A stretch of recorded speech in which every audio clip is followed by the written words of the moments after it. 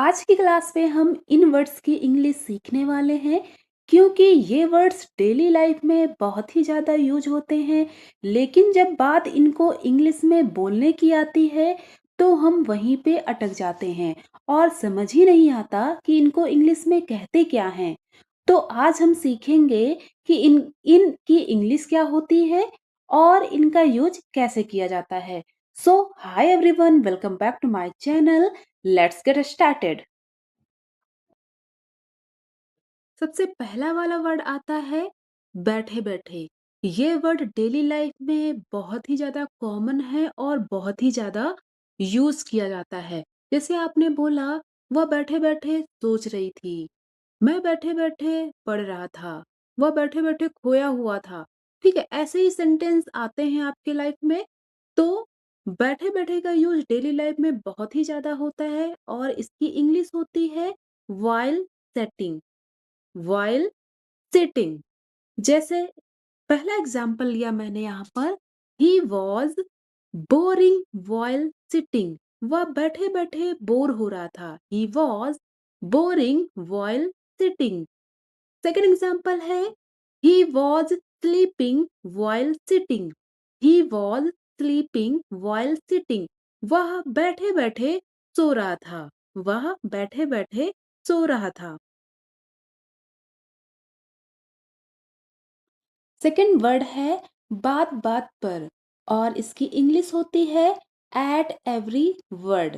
At every word. पहला example यहाँ पर मैंने लिया है, don't get angry at every word. Don't get angry at every word.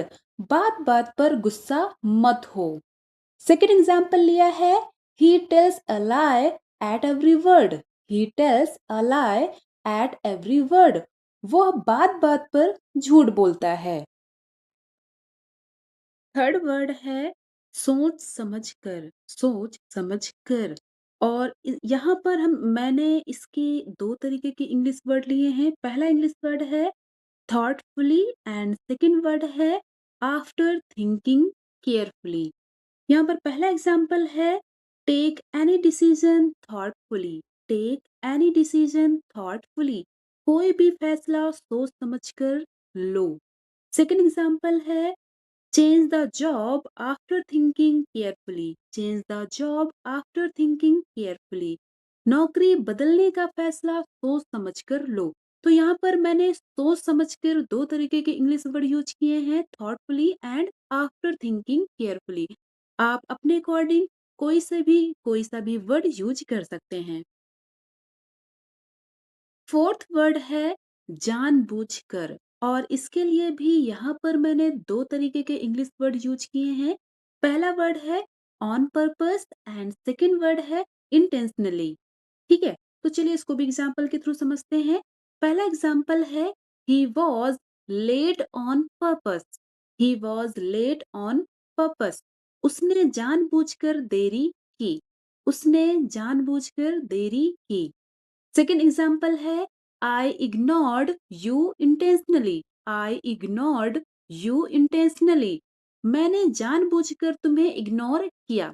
तो इस तरीके से आप जानबूझकर वर्ड की जगह पर ऑन पर्पस या फिर इंटेंशनली दोनों में से कोई सा भी वर्ड यूज कर सकते हैं।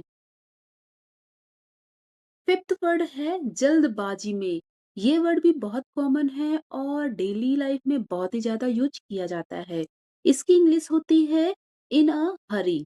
इन अ हरी। यहाँ पर मैंने पहला एग्जाम्पल लिया है, I made a mistake in a hurry. I made a mistake in a hurry. मैंने जल्दबाजी में गलती कर दी। सेकेंड एग्जाम्पल है, he left home in a hurry. He left home in a hurry. वह जल्दबाजी में घर से निकल गया। तो इस तरीके से आप जल्दबाजी जल्दबाजी में को इंग्लिश में इन अ हरी लिख सकते हैं। नेक्स्ट वर्ड है हाथों हाथ। हाथों हाथ। और इसकी इंग्लिश होती है इंस्टेंटली। इंस्टेंटली। चलिए इसको भी एग्जाम्पल के थ्रू समझते हैं।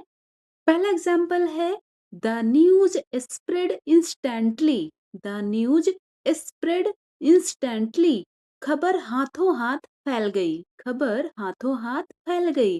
सेकंड एग्जांपल है the police caught the thief instantly, the police caught the thief instantly, police ने चोर को हाथों हाथ पकड़ लिया। तो अगर आपके सामने हाथों हाथ जैसा वर्ड कोई आता है तो उसकी इंग्लिश आप इंस्टेंटली बनाएंगे। नेक्स्ट वर्ड है चुटकियों में। जैसे आपने सुना होगा ना कि लोग बोलते हैं कि मैं इस बार चुटकियों में एग्जाम निकाल दूंगा, इस बार मैं चुटकियों में जीत जाऊंगा, इस बार तो मैं चुटकियों में ही आईफोन ले लूंगा, है ना? ऐसे सेंटेंसेस अगर आपके सामने आते हैं तब आप चुटकियों में की इंग्लिश लिखेंगे with in a while, with in a while. यहाँ पर एग्जाम्पल मैंने लिया है I'll purchase the iPhone within a while. I'll purchase the iPhone within a while. मैं चुटकियों में आईफोन खरीदूंगा, मैं चुटकियों में आईफोन खरीदूंगा।